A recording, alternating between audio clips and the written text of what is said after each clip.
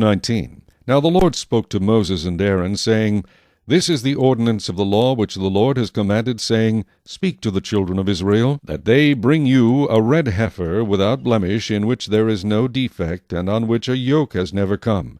You shall give it to Eleazar the priest, that he may take it outside the camp, and it shall be slaughtered before him. And Eleazar the priest shall take some of its blood with his finger, and sprinkle some of its blood 7 times directly in front of the tabernacle of meeting. Then the heifer shall be burned in his sight, its hide, its flesh, its blood, and its offal shall be burned. And the priest shall take cedar wood, and hyssop, and scarlet, and cast them into the midst of the fire, burning the heifer. Then the priest shall wash his clothes, he shall bathe in water, and afterward he shall come into the camp. The priest shall be unclean until evening.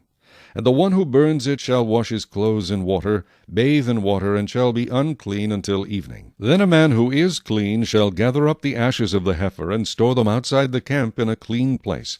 And they shall be kept for the congregation of the children of Israel, for the water of purification. It is for purifying from sin. And the one who gathers the ashes of the heifer shall wash his clothes, and be unclean until evening.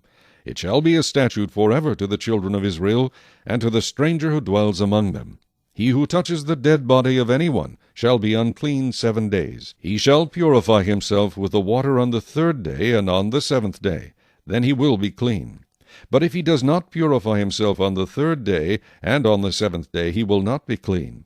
Whoever touches the body of anyone who has died, and does not purify himself, defiles the tabernacle of the Lord. That person shall be cut off from Israel. He shall be unclean, because the water of purification was not sprinkled on him. His uncleanness is still on him. This is the law when a man dies in a tent. All who come into the tent, and all who are in the tent, shall be unclean 7 days. And every open vessel which has no cover fastened on it is unclean. Whoever in the open field touches one who is slain by a sword, or who has died, or a bone of a man, or a grave, shall be unclean 7 days. And for an unclean person they shall take some of the ashes of the heifer burnt for purification from sin, and running water shall be put on them in a vessel. A clean person shall take hyssop, and dip it in the water, sprinkle it on the tent, on all the vessels, on the persons who were there, or on the one who touched a bone, the slain, the dead, or a grave. The clean person shall sprinkle the unclean on the 3rd day and on the 7th day.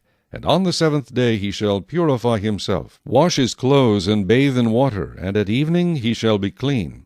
But the man who is unclean and does not purify himself, that person shall be cut off from among the assembly, because he has defiled the sanctuary of the Lord.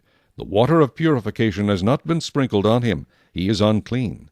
It shall be a perpetual statute for them. He who sprinkles the water of purification shall wash his clothes, and he who touches the water of purification shall be unclean until evening.